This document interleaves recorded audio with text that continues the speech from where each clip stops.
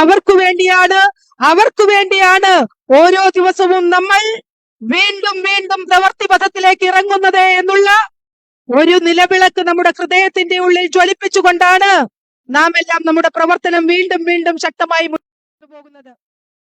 അല്ല എന്ന് പറയുവാൻ നിങ്ങൾക്ക് സാധിക്കുമോ? നാം ആലോചിക്കുന്നത് ആരെ കുറിച്ചാണ്? ഒരു കാലഘട്ടത്തിൽ നമ്മുടെ കൈ പിടിക്കുവാൻ ഒന്ന് തളർന്നു വീഴുമ്പോൾ അപ്പുറത്തോ ഇപ്പുറത്തോ ആരുമില്ലാതിരുന്ന സാഹചര്യത്തിൽ പോലും ഈ പ്രസ്ഥാനത്തിന് വേണ്ടി ജീവൻ ബലിയർപ്പിച്ച, ജീവിതം ബലി കൊടുത്ത, ഇന്നും ജീവച്ഛങ്ങളായി ജീവിക്കുന്ന ആയിരക്കണക്കിന് പ്രവർത്തകരുള്ള ഒരു പ്രസ്ഥാനത്തിന്റെ അമരക്കാർ എന്നുള്ള രീതിയിൽ നമുക്ക് വെറുതെ ഇരിക്കാൻ സമയമുണ്ടോ? അങ്ങനെ ഇരിക്കണമെന്ന് പറഞ്ഞാലും നമുക്ക് വെറുതെ ഇരിക്കാൻ സാധിക്കുമോ? അങ്ങനെ സാധിക്കില്ല എന്നുള്ളത് കൊണ്ടാണ് ഇന്ന് ഈ പ്രവൃത്തി ദിവസത്തിലും നൂറുകണക്കിന് ബൂത്ത് ഇൻചാർജുമാർ, ബൂത്ത് പ്രസിഡന്റുമാർ ഒക്കെ ഉൾപ്പെടെ ശക്തി കേന്ദ്ര ഇൻചാർജുമാരൊക്കെ ഇന്ന് ഈ പരിപാടിയിലേക്ക് അവരുടെ ആ ദിവസത്തെ എല്ലാ കാര്യങ്ങളും മാറ്റിവെച്ചുകൊണ്ട് എത്തിച്ചേർന്നുകൊണ്ടിരിക്കുന്നത്. പ്രിയപ്പെട്ടവരെ, ഇതിനെയാണ് നമ്മൾ നമ്മുടെ ദേശീയത അല്ലെങ്കിൽ ദേശീയ ബോധം എന്ന് വിളിക്കുന്നത്. ഇതിനെ തളർത്താനും തകർത്താനും വേണ്ടിയിട്ടാണ് ഇന്നിവിടെ മറ്റു രാഷ്ട്രീയ മുന്നണികൾ ശ്രമിച്ചുകൊണ്ടിരിക്കുന്നത്. പക്ഷെ ഇതെത്രത്തോളം നമ്മുടെ ഹൃദയത്തിൽ പ്രോജ്വലിച്ചു നിൽക്കുന്നുവോ, ആ തളർത്തലുകളും തകർക്കലുകളും ഒക്കെ നമ്മൾക്ക് കൂടുതൽ വീര്യം നൽകുന്ന ചരിത്രമാണ് ഉണ്ടായിട്ടുള്ളത്. അങ്ങനെ ഉണ്ടായതിന്റെ ഫലമായിട്ടാണ് ഇന്ന് കേരളത്തിൽ 101 കോർപ്പറേഷനുകൾ ഉൾപ്പെടുന്ന തിരുവനന്തപുരം കോർപ്പറേഷന്റെ ഭരണം ഭാരതീയ ജനതാ പാർട്ടിയുടെ കൈകളിലേക്ക് എത്തിച്ചേർന്നതെങ്കിൽ അങ്ങനത്തെ തകർക്കലുകളും തകർത്തലുകളും വകവയ്ക്കാതെ മുന്നോട്ട് പോയത് കൊണ്ടാണ് ഇന്ന് BJP തിരുവനന്തപുരം കോർപ്പറേഷൻ ഭരിക്കുന്നത്. അതുകൊണ്ടാണ് ഇന്ന് BJP പാലക്കാട് മുനിസിപ്പാലിറ്റി ഭരിക്കുന്നത്. അതുകൊണ്ടാണ് BJP എറണാകുളം ജില്ലയിലെ തൃപ്പൂണിത്തുറ മുനിസിപ്പാലിറ്റി ഭരിക്കുന്നത്. അതുകൊണ്ടാണ് BJP ഇന്ന് പഞ്ചായത്തുകൾ പിടിച്ചെടുത്ത് പഞ്ചായത്തിന്റെ ഭരണം നടത്തിക്കൊണ്ടിരിക്കുന്നത്. അതുകൊണ്ടാണ് ആയിരക്കണക്കിന് വരുന്ന തദ്ദേശ സ്വയംഭരണ തെരഞ്ഞെടുപ്പിൽ ആയിരക്കണക്കിന് വരുന്ന ജനപ്രതിനിധികളെ വിജയിപ്പിച്ചെടുത്തുകൊണ്ട് BJPക്ക് മുന്നോട്ട് വരുവാൻ സാധിച്ചിരിക്കുന്നത്. അതുകൊണ്ടാണ് ആയിരക്കണക്കിന് വരുന്ന നമ്മുടെ പ്രവർത്തകർ 1ഉം 2ഉം 8ഉം 10ഉം 15ഉം 100 വോട്ടിനൊക്കെ 2ാം സ്ഥാനത്ത് അടുത്ത തവണ ജയിക്കുമെന്നുള്ള വെല്ലുവിളി ഉയർത്തിക്കൊണ്ട് മറ്റു രാഷ്ട്രീയ മുന്നണികൾക്ക് ഭീഷണിയായിക്കൊണ്ട് ഇന്ന് നമ്മുടെ കേരളത്തിൽ ഉണ്ടായിട്ടുള്ളത്. പ്രിയപ്പെട്ടവരെ, ഇന്ന് നമുക്കറിയാം വരാനിരിക്കുന്ന നിയമസഭാ തെരഞ്ഞെടുപ്പ് ഈ കേരളം സാഗൂതം നോക്കിക്കാണുകയാണ്.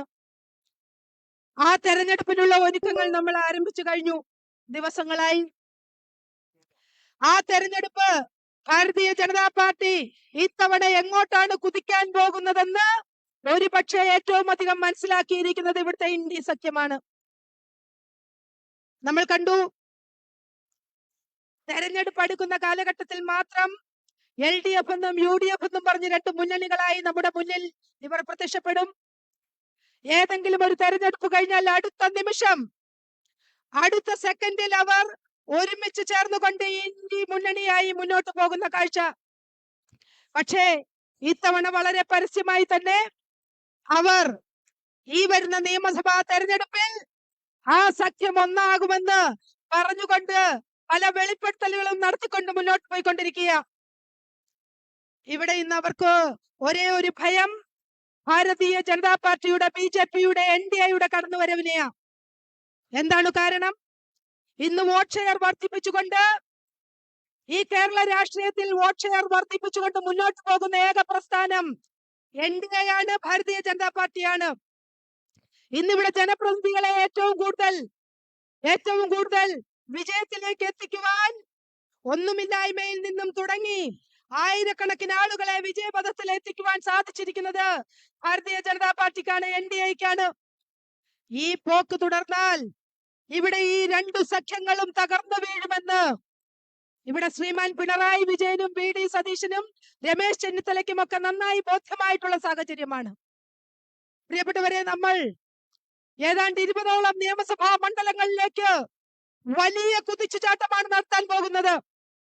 കഴിഞ്ഞ ലോക്സഭാ തെരഞ്ഞെടുപ്പിൽ ഒന്നാം സ്ഥാനത്തെത്തിയ നിയമസഭാ മണ്ഡലങ്ങളെ കുറിച്ച് പഠിച്ചത് നമ്മളെക്കാളേറെ LDF-ഉം UDF-ഉമാ. അവർക്കിന്ന് ഭയമാണ്. നമ്മുടെ നേതാക്കന്മാരെ അവർ ഭയക്കുന്നു. നമ്മുടെ പ്രവർത്തകരുടെ വീര്യത്തെ അവർ ഭയക്കുന്നു. നമ്മുടെ പ്രവർത്തകരുടെ പ്രവർത്തന ധൈര്യത്തെ അവർ ഭയക്കുന്നു. എങ്കിൽ ഈ 2026 ഏപ്രിൽ മാസം എന്ന് പറയുന്നത് ഭാരതീയ ജനതാ പാർട്ടിക്ക് വേണ്ടിയുള്ളത് മാത്രമായിരിക്കുമെന്ന് പറയാൻ ഞാൻ ആഗ്രഹിക്കുകയാണ്. കാരണം നമ്മൾ അത്തരം ഒരു വിജയത്തിലേക്ക് ചുവട് വെച്ച് അടുത്തുകൊണ്ടിരിക്കുക. അതിന്റെ മുന്നോടിയായിട്ടാണ് ഞാനും നിങ്ങളും ഉൾപ്പെടെ ഇന്ന് ഇവിടെ ഒന്നിച്ചു കൂടുന്നത്. ഇതുപോലെയുള്ള വലിയ സമാഗമങ്ങൾ നമ്മുടെ ഓരോ ജില്ലകളിലും ഇനി നടക്കാൻ പോവുകയാണ്. നമ്മൾ ഇത് ജീവൻ മരണ പോരാട്ടമായി ഏറ്റെടുത്തുകൊണ്ട് ഭാരതീയ ജനതാ പാർട്ടിയുടെ NDAയുടെ MLA-മാരെ കേരള നിയമസഭയിലേക്ക് പറഞ്ഞയക്കുമെന്നുള്ള വീറും വാശിയും മുൻനിർത്തി മുന്നോട്ട് പോയിക്കൊണ്ടിരിക്കുക. അപ്പോഴാണ് ഇവിടെ ഈ ഇന്ത്യ സഖ്യം വീണ്ടും രംഗത്ത് വന്നിട്ടുള്ളത്. എന്തൊക്കെയാ അവർ പറയുന്നത്? ഇത്തവണത്തെ യൂണിയൻ ബജറ്റ്, കേന്ദ്ര ബജറ്റ് നമ്മൾ കണ്ടു. കേന്ദ്ര ബജറ്റില് ജോൺ ബ്രിട്ടാസ് MP ഉൾപ്പെടെ ആ ജോൺ ബ്രിട്ടാസ് MP ഡൽഹിയിൽ അഭിമുഖം കൊടുക്കുമ്പോൾ അദ്ദേഹത്തിന്റെ മുഖത്തെ സന്തോഷം നിങ്ങൾ കണ്ടോ? സാധാരണ ഒരു സംസ്ഥാനത്തിന് എന്തെങ്കിലും കിട്ടിയില്ല അല്ലെങ്കിൽ തന്നില്ല എന്നൊക്കെ പറയുമ്പോൾ സ്വാഭാവികമായിട്ടും നമുക്ക് എന്തെങ്കിലും കിട്ടിയില്ല എന്ന് പറയുമ്പോൾ നമ്മുടെ മുഖത്തുള്ള ഭാവം എന്തായിരിക്കും? എന്ത് ഭാവമായിരിക്കും? പക്ഷെ ജോൺ ബ്രിട്ടാസിന്റെ അഭിമുഖം എടുത്തു നോക്കൂ. ഇവിടെ ഒന്നും തന്നില്ല, ഇവിടെ ഒന്നും കിട്ടിയിട്ടില്ല എന്ന് പറഞ്ഞുകൊണ്ട് മാധ്യമങ്ങളെ നോക്കി പുഞ്ചിരി തൂങ്ങിക്കൊണ്ട് സംസാരിക്കുന്ന ഒരു MP-യെ നിങ്ങൾ കണ്ടു. ഞാനും നിങ്ങളും കണ്ടു. എന്താണ് അവരുടെ ഉള്ളിലിരിപ്പ്? ഈ കേരളം ഒരടി മുന്നോട്ട് പോകരുതെന്ന് ആഗ്രഹിച്ചുകൊണ്ട് ഇന്ന് ഭരണത്തിൽ നിന്നും താഴെ ഇറങ്ങാൻ പോകുന്ന ശ്രീമാൻ പിണറായി വിജയന്റെ സർക്കാരിനെ പ്രതിനിധീകരിച്ചുകൊണ്ടാണ് ജോൺ ബ്രിട്ടാസും കേന്ദ്രത്തിൽ ഇരിക്കുന്നത്. സംശയമില്ലല്ലോ. ആ ജോൺ ബ്രിട്ടാസിന് പുഞ്ചിരിച്ചല്ലേ മതിയാവുള്ളൂ. എന്തുകൊണ്ടാണ് കോടിക്കണക്കിന് രൂപ കേന്ദ്രം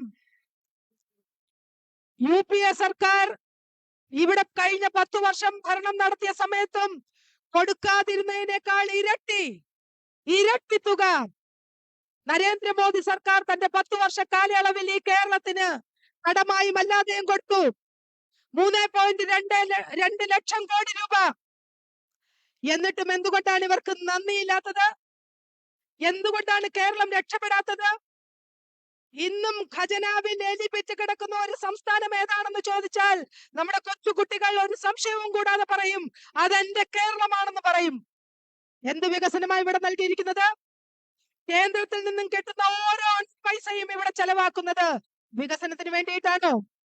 92% തുകയും ഇവിടെ ക്ഷേമ പെൻഷനും കുടിശ്ശികയും തീർക്കുവാനായിട്ട് ഈ സർക്കാർ ഉപയോഗിക്കുമ്പോൾ കേരളത്തില് എന്താണ് തനതായിട്ടുള്ളത്?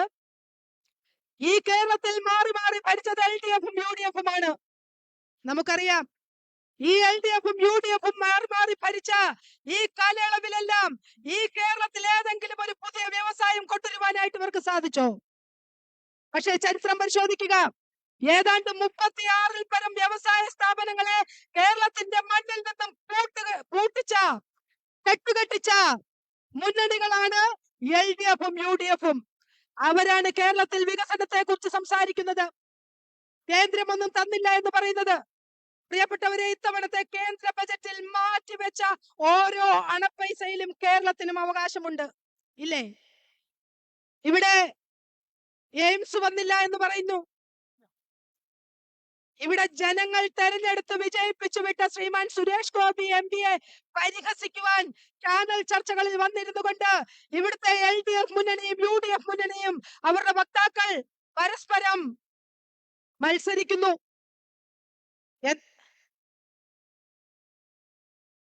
ബഹുമാന്യനായ കേന്ദ്രമന്ത്രി ശ്രീ ജോർജ് കുര്യൻ അവർകൾ വേദിയിലേക്ക് എത്തിയിരിക്കുകയാണ്. അദ്ദേഹത്തിനെ എല്ലാവർക്കും ചേർന്ന് വേദിയിലേക്ക് സഹർഷം സ്വാഗതം ചെയ്യാം.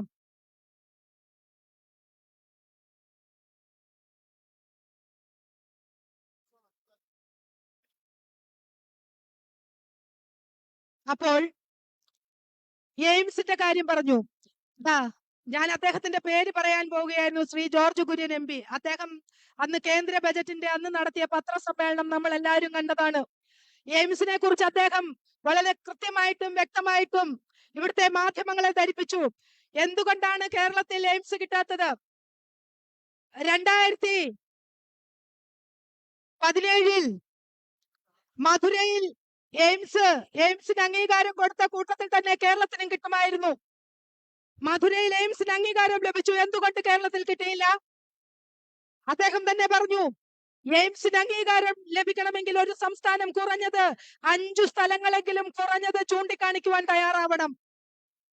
കുറഞ്ഞത് 200 ഏക്കറെങ്കിലും ഭൂമി ഒരു സ്ഥലത്ത് കാണിച്ചു കൊടുത്തുകൊണ്ട് അങ്ങനെ 5 സ്ഥലങ്ങളെങ്കിലും ചൂണ്ടിക്കാണിക്കുവാൻ ഒരു സംസ്ഥാന ഗവൺമെന്റ് തയ്യാറാവണം. അങ്ങനെ തയ്യാറായി അതിനുള്ള DPR മുന്നോട്ട് വെക്കുമ്പോൾ മാത്രമേ, കേന്ദ്രത്തിലെത്തുമ്പോൾ മാത്രമേ കേന്ദ്രം ഒരു സംസ്ഥാനത്തിന് എയിംസ് കൊടുക്കണോ വേണ്ടയോ എന്ന് ചിന്തിക്കൂ. അങ്ങനെ കേരളത്തിൽ നിന്നുണ്ടായിട്ടുണ്ടോ? കേരളം ആകെ നൽകിയിരിക്കുന്നത് 125 ഏക്കറിന്റെ ഒരു DPR.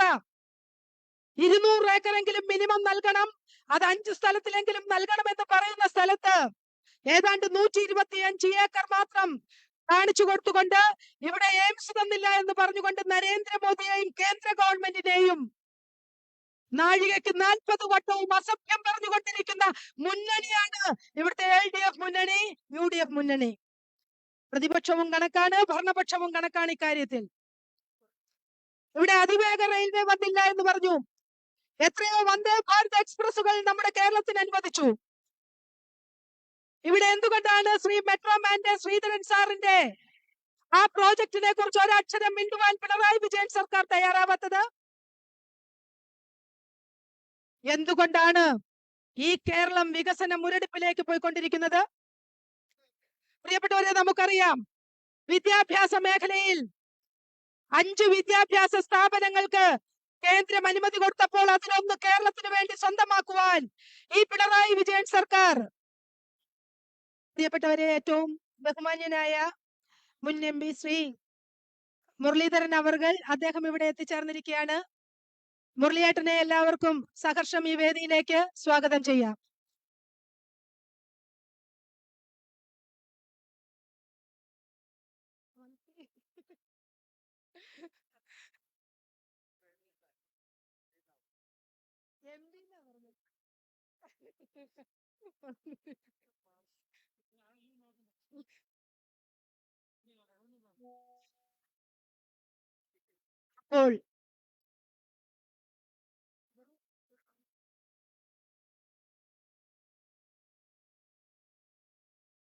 അപ്പോൾ പ്രിയപ്പെട്ടവരെ, ഞാൻ പറഞ്ഞു വന്നത്, വിദ്യാഭ്യാസ മേഖല എടുത്ത് പരിശോധിക്കുക. കേരളത്തിൽ ബിന്ദുവൊക്കെ ഉന്നത വിദ്യാഭ്യാസ മേഖലയെ കുറിച്ചൊക്കെ ഘോരഘോരം നമ്മളോട് സംസാരിക്കാറുണ്ട്, കേൾക്കാറുണ്ട്. നമ്മളെല്ലാം കേൾക്കാറുണ്ടല്ലോ. ഇന്ന് രാജ്യത്തെ 10 സർവകലാശാലകൾ, ആദ്യത്തെ 1 മുതൽ 10 സ്ഥാനങ്ങളിലുള്ള 10 സർവകലാശാലകൾ എടുത്താൽ അതിലൊന്നു പോലും കേരളത്തിൽ നിന്നില്ല എന്നുള്ളത്, ആ യാഥാർത്ഥ്യം നമുക്ക് മനസ്സിലാവും. നമ്മൾ കൊട്ടിഘോഷിക്കുന്ന ക്യുസാറ്റ് പോലും ഇന്ന് 41-ാം സ്ഥാനത്ത്. കേരള സർവകലാശാല ഏതാണ്ട് 60-ാം സ്ഥാനത്തായിരുന്നു 4 വർഷം മുമ്പ്. 1 മുതൽ 10 വരെ ഈ രാജ്യത്തെ സർവകലാശാലകളിൽ ഒരു സർവകലാശാല പോലും കേരളത്തിൽ നിന്നില്ല എന്നുള്ള ആ ദുരിതം പേറുന്ന കാഴ്ചയിലാണ് നമ്മൾ മുന്നോട്ട് പോയിക്കൊണ്ടിരിക്കുന്നത്. ഉന്നത വിദ്യാഭ്യാസ മേഖലയെ കുറിച്ച് ഇവിടെ CPM-ഉം ഘടകകക്ഷികളും ഒക്കെ ഘോരഘോരം പ്രസംഗിക്കുക. നമ്മുടെ കുഞ്ഞുങ്ങൾ ഇന്ന് വിദേശ പഠനത്തിനായി, ജോലിക്കായി കേരളം വിട്ടുപോയിക്കൊണ്ടിരിക്കുക. കേരളം ഇന്ന് ജരാനരകൾ ബാധിച്ച വയോജനങ്ങളുടെ സംസ്ഥാനമായി മാറിക്കൊണ്ടിരിക്കുക.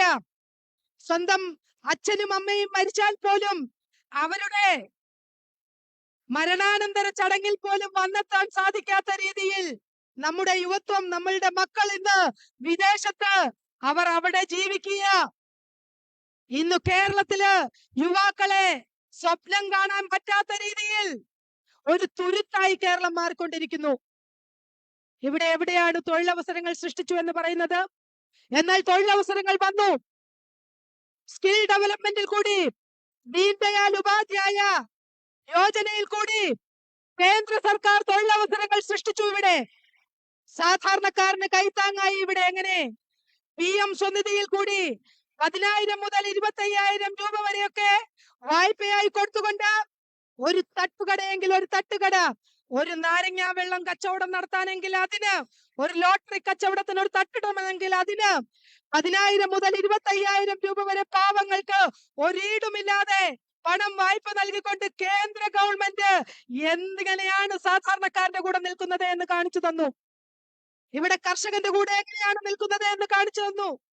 ഫസൽ ബീമ യോജന വഴി ഇന്ന് ചൈനയേക്കാൾ അരി കയറ്റുമതി ചെയ്യുന്ന രാജ്യം ഏതാണെന്ന് ചോദിച്ചാൽ, അരി കയറ്റുമതി ചെയ്യുന്ന ഏക രാജ്യം, ഇന്ന് ഒന്നാമതായിട്ട് എത്തിയിരിക്കുന്ന രാജ്യം ഇന്ത്യ മഹാരാജ്യമാണ്. എങ്ങനെ സാധിച്ചു? നരേന്ദ്രമോദി സർക്കാരിന്റെ 10 വർഷത്തെ ഭരണത്തിനുള്ളിൽ കർഷകരോട് എങ്ങനെയാണ് പെരുമാറേണ്ടതെന്ന്, കർഷകരെ എങ്ങനെയാണ് ബഹുമാനിക്കേണ്ടതെന്ന്, കർഷകരെ എങ്ങനെയാണ് ചേർത്ത് നിർത്തേണ്ടതെന്ന് ഒരു ഗവൺമെന്റ് കാണിച്ചു തന്നു. ഫസൽ ബീമ യോജന വഴി, കിസാൻ ക്രെഡിറ്റ് കാർഡ് വഴി, PM കിസാൻ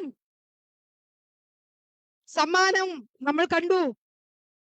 6,000 രൂപയെങ്കിൽ 6,000 രൂപ ഒരു കർഷകന്റെ അക്കൗണ്ടിലേക്ക് എത്തുമ്പോൾ അവൻ അഭിമാനത്തോടുകൂടി ഞാൻ ഈ രാജ്യത്തിന് വേണ്ടി, ഈ നാടിന് വേണ്ടി പണിയെടുക്കുന്നവനാണെന്ന് ആത്മാഭിമാനത്തോടുകൂടി ഓരോ കർഷകനും പറയുന്ന സമയം നമ്മൾ കണ്ടു. അങ്ങനെ കർഷകരെ ചേർത്ത് പിടിച്ചുകൊണ്ട് ഇന്ന് ചൈനയെ പോലും വെല്ലുവിളിച്ചുകൊണ്ട് അരി ഉൽപാദനത്തിൽ, അരി കയറ്റുമതി ചെയ്യുന്നതിൽ ഇന്ത്യ 1-ാം സ്ഥാനത്ത്, ചൈനയെ പോലും പിന്തള്ളിക്കൊണ്ട് 1-ാം സ്ഥാനത്ത് എത്തിച്ചേർന്നിരിക്കുക. കേന്ദ്ര ഗവൺമെന്റ് പദ്ധതിയിൽ ലഖ്പതി ദീദി 1,00,000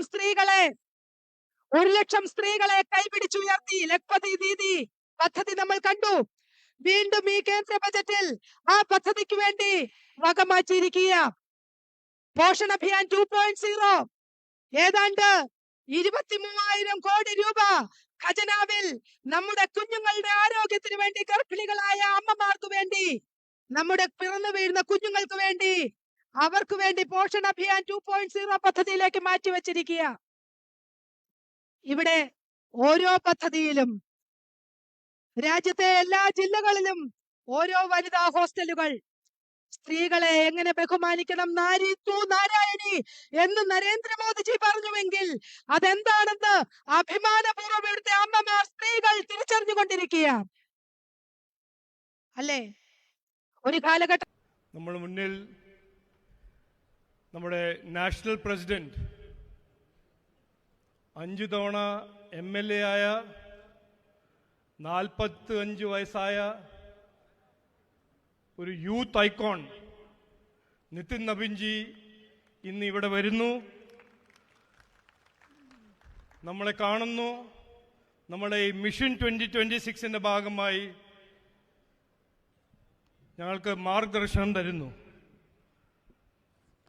नितिन जमी जी, आज हमारे लिए बहुत ये खुशी का अवसर है कि आप यहाँ पर पधारे और हमारे मिशन 2026 का जो हमारा मकसद है उसके लिए आप हम सबको मार्गदर्शन करेंगे. എല്ലാവർക്കും അറിയാം, ഈ വരാൻ പോകുന്ന തെരഞ്ഞെടുപ്പ്, അസംബ്ലി തെരഞ്ഞെടുപ്പ് കേരള രാഷ്ട്രീയ ചരിത്രത്തിൽ ഏറ്റവും നിർണായകമായ ഒരു തെരഞ്ഞെടുപ്പായിട്ട് ആണ് മാറാൻ പോകുന്നത്. ഇതിൻ്റെ കാരണം എല്ലാവർക്കും അറിയാം, ഓരോരോ സാധാരണ മലയാളിക്ക് മനസ്സിലാവുന്ന ഒരു കാര്യമാണ്. കഴിഞ്ഞ എത്രയോ കൊല്ലമായി CPM കോൺഗ്രസ് ഭരിച്ച ഈ നാടിനെ നശിപ്പിച്ച് വെച്ചിരിക്കുന്നൊരു സ്ഥിതിയാണ് നമ്മളിന്ന് കാണുന്നത്. 10 കൊല്ലം മുമ്പ് എല്ലാം ശരിയാവും എന്നൊരു വാഗ്ദാനം കൊടുത്ത് CPM ജനങ്ങളുടെ വോട്ട് നേടി നാടിനെ നശിപ്പിച്ചു. അതിനു മുമ്പ് കോൺഗ്രസ് അതേപോലെ തന്നെ വാഗ്ദാനങ്ങൾ തന്ന് കൊടുത്ത് ജനങ്ങളെ വഞ്ചിച്ച് നാടിനെ നശിപ്പിച്ചു. ഇന്ന് നാടിന്റെ സ്ഥിതി എന്താണ്? രാജ്യത്തിൽ ഏറ്റവും കൂടുതൽ തൊഴിലില്ലായ്മ, ഇന്ത്യ രാജ്യത്തിൽ ഏറ്റവും കൂടുതൽ വിലക്കയറ്റം, കടമില്ലാതെ മുമ്പോട്ട് പോകാൻ കഴിയാത്തൊരു സ്ഥിതി. അതെല്ലാം ഒരു വശത്ത് വെച്ചാൽ മറുവശത്ത് ശബരിമല പോലെ ഒരു പുണ്യസ്ഥലത്തിന് കൊള്ള ചെയ്യാൻ ആ രാഷ്ട്രീയമാണ് നമ്മൾ ഇന്ന് കാണുന്നത്. കഴിഞ്ഞ 4 ദിവസം അസംബ്ലിയിൽ നടക്കുന്ന വിവാദം എന്താണ്? വിവാദം അല്ല, ഉണ്ണികൃഷ്ണൻ പോറ്റി നിങ്ങളുടെ ദല്ലാലാണ്. അല്ലല്ല, ഞങ്ങളുടെ ദല്ലാലല്ല, നിങ്ങളുടെ ദല്ലാലാണ്. സോണിയാഗാന്ധിന്റെ വീട്ടിൽ 5 തവണ പോകുന്നു, പിണറായി വിജയന്റെ വീട്ടിൽ പോകുന്നു. പക്ഷേ എന്താണ് രണ്ടുപേരും ചെയ്യുന്നത്? ശബരിമല കൊള്ളയെ എങ്ങനെയെങ്കിലും മറച്ചു വയ്ക്കാൻ അവർ ശ്രമിക്കുന്നു. ഈ അസംബ്ലി ഇലക്ഷൻ BJP NDA മുമ്പോട്ട് വയ്ക്കുന്ന കാഴ്ചപ്പാട് ക്ലിയർ ആണ്, വ്യക്തമാണ്.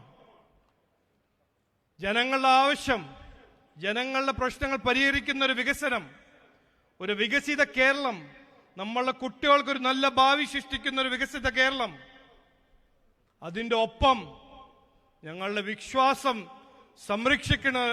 സംരക്ഷിക്കുന്ന ഒരു കേരളം, വികസനവും അതിൻ്റെ ഒപ്പം വിശ്വാസം സംരക്ഷിക്കുന്ന ഒരു കേരളം BJP NDAക്ക് മാത്രമേ സൃഷ്ടിക്കാൻ പറ്റുള്ളൂ. ഇതാണ് ജനങ്ങൾ മനസ്സിലാക്കിയിരിക്കുന്നത്. ഈ ഇലക്ഷൻ മത്സരിക്കാനല്ല NDA മത്സരിക്കാൻ പോകുന്നത്. ഈ ഇലക്ഷൻ ജനങ്ങൾ ഒരു മാൻഡേറ്റ് തരും, NDAക്ക് ഒരു മാൻഡേറ്റ് കിട്ടും. നാടിനെ നന്നാക്കാനും, നാടിനൊരു വികസിത കേരളം ആക്കാനും, നാടിൽ വിശ്വസിക്കുന്ന വിശ്വാസികളെ സംരക്ഷിക്കാൻ NDAക്ക് ഒരു അവസരം തരുന്ന എനിക്ക് ഒരു സംശയമില്ല.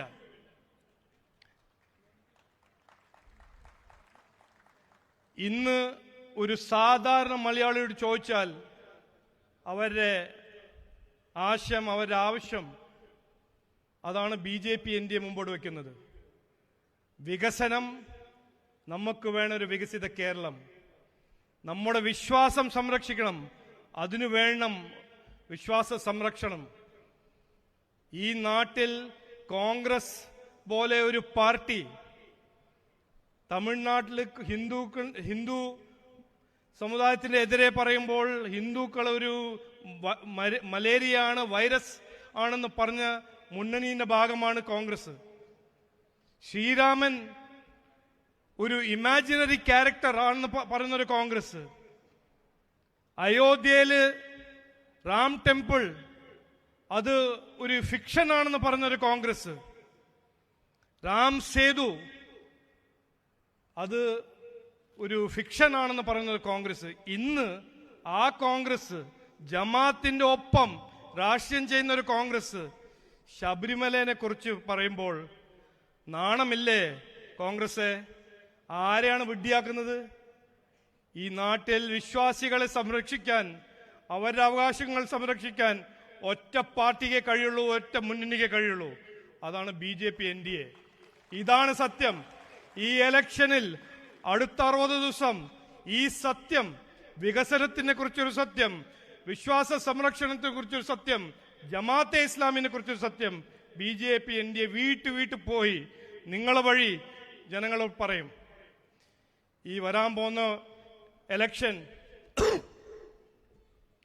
കേരളത്തിൽ ഒരു മാറ്റം കൊണ്ടുവരും, ഇതിലൊരു സംശയം ഉണ്ടാവണ്ട. നമ്മൾ ഒറ്റക്കെട്ടായിട്ട് ഒരുമിച്ച് പരിശ്രമിച്ചാൽ ജനങ്ങൾ ആഗ്രഹിക്കുന്ന ഒരു മാറ്റം ഈ ഇലക്ഷൻ വഴി നമുക്ക് കൊടുക്കാൻ സാധിക്കും. ഞാൻ കൂടുതൽ സംസാരിക്കുന്നില്ല. ഇവിടെ ഏറെ ബഹുമാനനായ നമ്മുടെ നിതിൻ നബീൻജി ഞങ്ങളുടെ മുമ്പിൽ അവതരിപ്പിക്കും അദ്ദേഹത്തിന്റെ നിർദ്ദേശം, അദ്ദേഹത്തിന്റെ കാഴ്ചപ്പാട്. അത് കേൾക്കാനാണ് നമ്മളെല്ലാവരും വന്നിരിക്കുന്നത്. എല്ലാവർക്കും ഒരിക്കൽ കൂടി സ്വാഗതം. നിതിൻ നബീൻജിക്ക് നിങ്ങളെല്ലാവരും പേരിലും എൻ്റെ പേരിലും സ്വാഗതം പറഞ്ഞു വാക്ക് ചുരുക്കുന്നു. എല്ലാവർക്കും നമസ്കാരം, നന്ദി, ജയ് ഹിന്ദ്. നന്ദി രാജുവേട്ടാ.